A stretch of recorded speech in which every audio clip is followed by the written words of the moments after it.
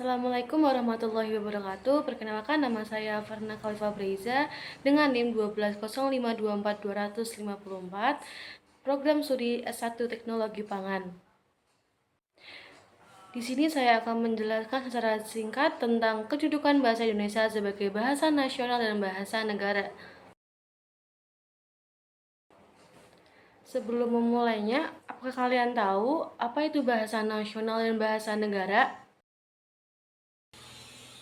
Jadi, bahasa nasional adalah bahasa yang digunakan untuk menyatukan bangsa Indonesia yang sangat beragam.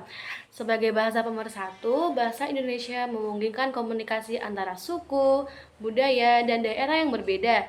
Dalam hal ini, bahasa Indonesia menjadi simbol identitas bangsa yang dapat dipahami oleh seluruh warga negara tanpa memandang latar belakang etnis atau bahasa daerah sendiri.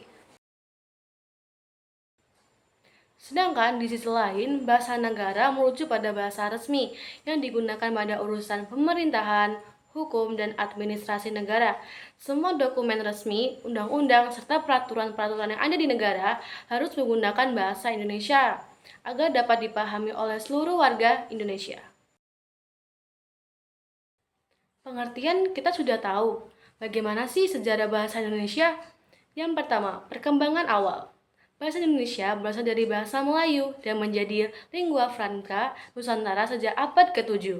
Bahasa tersebut digunakan untuk perdagangan, hubungan antara suku, dan komunikasi antar kerajaan di Indonesia, Malaysia, dan Singapura. Yang kedua adalah Sumpah Pemuda 1928. Sumpah Pemuda tahun 1928 menyatakan bahasa Melayu sebagai lingua franca seluruh bangsa Indonesia. Hal ini menandai pentingnya bahasa Melayu sebagai identitas nasional yang menyatakan beragam etnis dan budaya di Indonesia.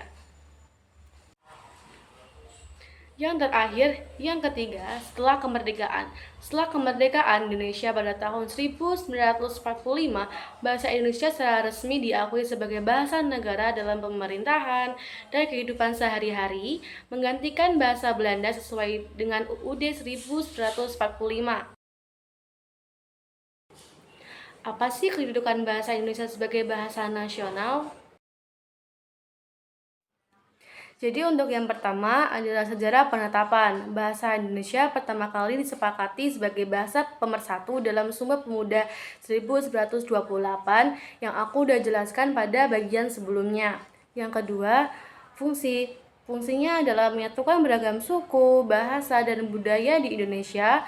Selanjutnya digunakan dalam pendidikan dan komunikasi antar warga negara dari berbagai daerah yang ada. Dan untuk yang ketiga, yang terakhir adalah keunikan. Bahasa Indonesia merupakan hasil perkembangan dari bahasa Melayu yang telah digunakan sebagai lingua franca di wilayah Asia Tenggara. Oke, next. Kedudukan bahasa Indonesia sebagai bahasa negara. Apa sih kedudukan bahasa Indonesia sebagai bahasa negara itu? Yang pertama pada UUD 1945. Setelah kemerdekaan Indonesia pada tahun 1945, bahasa Indonesia secara resmi diakui sebagai bahasa resmi negara dalam pasal 36 UUD 1945 yang menyatakan bahasa negara adalah bahasa Indonesia. Yang kedua, peran dalam pemerintahan. Bahasa Indonesia digunakan dalam urusan administrasi, legislasi, yudikatif, dan dokumentasi negara. Apa sih contohnya itu? Contohnya adalah pada rapat resmi, peraturan perundang-undangan, dan media massa. Jadi semuanya tuh menggunakan bahasa Indonesia yang baik dan benar ya. Apakah bahasa Indonesia itu penting teman-teman? Tentu saja bahasa Indonesia itu sangat penting ya untuk kita sebagai warga negara Indonesia wajib menggunakan bahasa Indonesia yang baik dan benar. Pentingnya bahasa Indonesia adalah pemersatu bangsa. Bahasa Indonesia mempererat hubungan antar wilayah dan mengurangi kesenjangan komunikasi antara etnis dan suku yang memiliki bahasa daerahnya masing-masing. Lalu yang kedua adalah identitas nasional. Bahasa Indonesia menjadi simbol identitas dan kebanggaan nasional. Dan yang terakhir, yang ketiga adalah globalisasi dan diplomasi.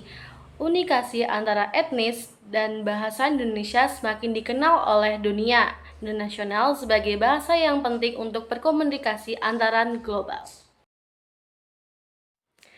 Jadi apa sih tantangan yang kita hadapi di masa sekarang ini?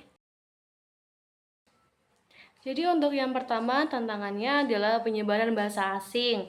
Pengaruh bahasa asing terutama pada bahasa Inggris dapat mempengaruhi kemampuan bahasa Indonesia yang baik dan benar. Yang kedua adalah penggunaan bahasa gaul. Bahasa gaul dan yang sering kali mempengaruhi penggunaan bahasa Indonesia yang formal dan baku dalam komunikasi resmi. Jadi kita udah tahu nih tantangan apa yang kita hadapi di masa sekarang. Jadi bagaimana sih upaya yang kita lakukan untuk mempertahankannya? Jadi untuk yang pertama adalah lembaga pemerintahan. Kenapa sih lembaga pemerintahan? Karena Kementerian Pendidikan dan Kebudayaan, Badan Pengembangan dan Pembinaan Bahasa, serta lembaga lainnya bertugas untuk melestarikan dan mengembangkan bahasa Indonesia itu sendiri. Selanjutnya yang kedua adalah sosialisasi. Sosialisasi dapat dilakukan melalui media massa, program literasi, dan kampanye bahasa yang baik dan benar. Yang terakhir adalah peningkatan pendidikan bahasa. Untuk memperkuat kurikulum bahasa di Indonesia ini, di sekolah maupun di universitas untuk generasi mendatang. Jadi segitu aja penjelasan singkat dari aku mengenai kedudukan bahasa Indonesia sebagai bahasa nasional dan bahasa negara. Maaf bila ada kesalahan kata maupun ucapan yang saya sampaikan. Saya ucapkan terima kasih dan sampai jumpa.